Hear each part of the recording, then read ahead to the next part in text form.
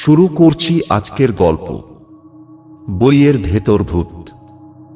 একটি পুরনো গ্রন্থাগারে, যেখানে ধুলো জমেছিল এবং আলো প্রবাহিত হচ্ছিল অল্প, সেখানে একটি রহস্যময় বই ছিল।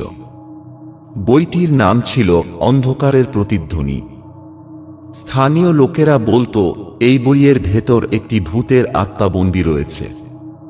কেউ যদি বইটি পড়তে শুরু করে, তবে ভূতটি তাদের জীবনে প্রবেশ করে এবং তাদের অন্ধকার দিকগুলো প্রকাশ করতে শুরু করে। একদিন মায়া নামের একটি মেয়ে বইটি খুঁজে পেল। সে ছিল সাহসী এবং রহস্যের প্রতি আকৃষ্ট। বইটি খুলতেই তার মনে এক অদ্ভুত অনুভূতি হল। পাতাগুলোতে লেখা ছিল অদ্ভুত এবং ভয়ঙ্কর সব ঘটনা। মায়া প্রথমে ভয় পায়নি, বরং সে বইটি পড়তে শুরু করল। কিন্তু যতই সে পড়তে থাকল, ততই অদ্ভুত ঘটনা ঘটতে শুরু করল। প্রথমে সে অনুভব করল যে তার চারপাশের পরিবেশ বদলে যাচ্ছে। বইয়ের শব্দগুলো যেন বাস্তবে রূপ নিচ্ছে। হঠাৎ করে একটি ঠান্ডা বাতাস বইয়ের পাতা থেকে বেরিয়ে এসে তার গায়ে লাগল।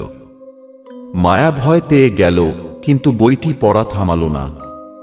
সে জানত এই বইয়ের মধ্যে কিছু গভীর সত্য লুকিয়ে আছে। পড়তে পড়তে মায়া দেখতে পেল যে ভূতটি তার জীবনের অন্ধকার দিকগুলো প্রকাশ করতে শুরু করেছে। তার অতীতের ভুল, তার ভয় এবং তার অক্ষমতা সবকিছু যেন বইয়ের পাতায় ফুটে উঠছিল।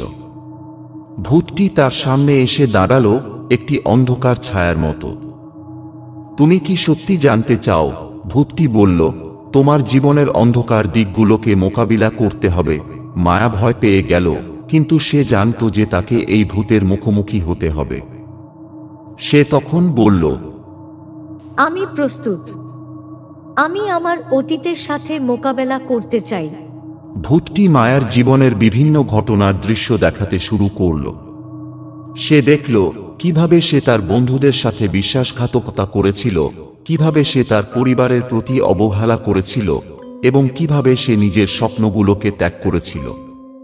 প্রতিটি দৃশ্য মায়ার হৃদয়ে এক গভীর দাগ কাটছিল। শেষে ভূতটি বলল, এখন তুমি জানো। তুমি যদি এগিয়ে যেতে চাও, তবে তোমাকে এই অন্ধকারকে গ্রহণ করতে হবে।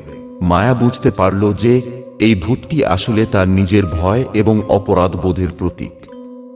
সে সিদ্ধান্ত নিল সে তার অতীতকে গ্রহণ করবে এবং নতুন করে শুরু করবে। বইটি বন্ধ করার পর মায়া অনুভব করল যে সে মুক্ত হয়েছে। ভূতটি আর তার জীবনে নেই, কিন্তু সে তার শিক্ষা নিয়ে এগিয়ে যাবে। বইটি আবার পুরনো অবস্থায় ফিরে গেল, কিন্তু মায়ার জীবন বদলে গেছে। সে জানে অন্ধকারের মধ্যে আলো খুঁজে পাওয়া সম্ভব, যদি সে সাহসী হয়। এভাবেই অন্ধকারের প্রতিধ্বনি বইটি আবারও অপেক্ষা করছে নতুন কোনো সাহসী পাঠকের জন্য। তো বন্ধুরা, গল্পটি কেমন লাগলো কমেন্ট করে জানাতে ভুলবেন না। দেখা হচ্ছে পরের ভিডিওতে। ততক্ষণের জন্য চ্যানেলটি সাবস্ক্রাইব করে সঙ্গে থাকুন। ধন্যবাদ।